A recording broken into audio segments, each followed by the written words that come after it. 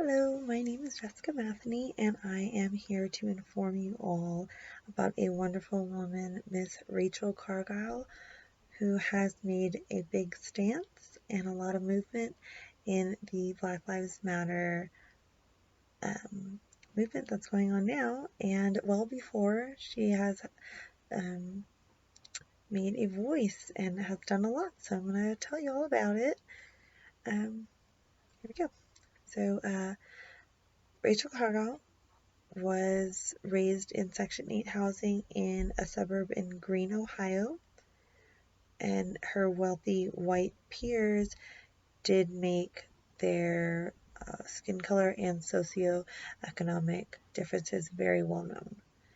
She flipped the script and used that as um, the, the power that made her realize, you know what, these people don't know, and there's a lot of gaps, and she made a platform for herself as a speaker, as an academic, and as an entrepreneur to teach people who just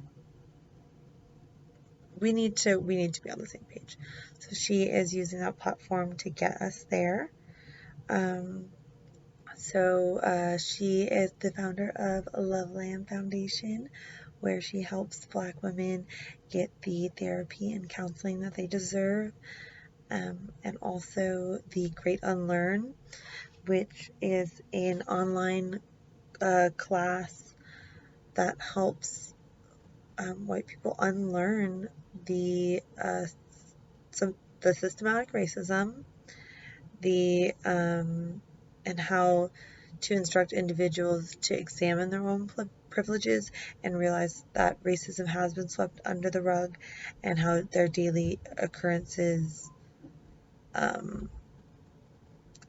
racism is happening in a daily occurrence without them even realizing it. So I just want to take a little brief look back at the history of racism and um, how it is much alive today, and how these matters have resurfaced and are finally being addressed today. The history of racism for the United States did begin in 1619 and went on uh, formally until 1863. Many horrible truths did resurface and are continuing to resurface about the time that innocent people were used selfishly, inhumanely, uh, wrong, wrongfully, for horrible acts, labored, sexually slaughtered, beaten. The list goes on, and it's horrifying. So, um, excuse me.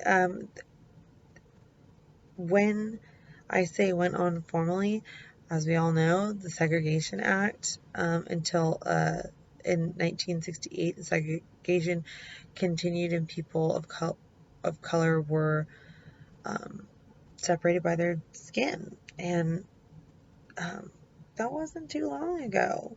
Like, that's something that I feel like isn't really too much light is shed on that. Like, this is not old stuff. Like, this is people who dealt with this are still alive. Some of them are still alive today. Um, and in Rachel's most recent TED Talk, she did address and make a very powerful statement saying that there are modern manifestations um, of violence and oppression. The harm has shifted from brutal lynchings to and oozed into microaggression and legal loopholes, the social norms that affect Black communities, large and small. And according to Washington Post, the rates at which Black Americans are killed by police are more than twice as high as the rate of white Americans. That's just statistic alone proves the disproportionate aggression towards people of color. I believe due to people's more recent open schedules due to COVID, the police brutality has been brought to light. It is unfortunate that it has taken a pandemic for people to have a wake-up call. Maybe I'm wrong, that I'm happy we're here, and I want to see some big changes. And so does Rachel. So do lots of people. And just the in a piece published by Marie Claire, also with featuring Rachel Cargle, she speaks out and says Black lives did not matter when they were inhumanely transported like livestock from Africa. Black lives did not matter when they were lynchings by the hundreds in the hands of the KKK. And Black lives did not matter when they were attacked by dogs as they protested for equal rights. Unfortunately, she is right. These issues have been publicized for many years, and protests never lasted long enough to make a difference. Our leaders have never really addressed the structure of our law enforcement, and there are no real repercussions for discrimination. And this shows in the stats. Just otherwise, they wouldn't be so high if people were held accountable.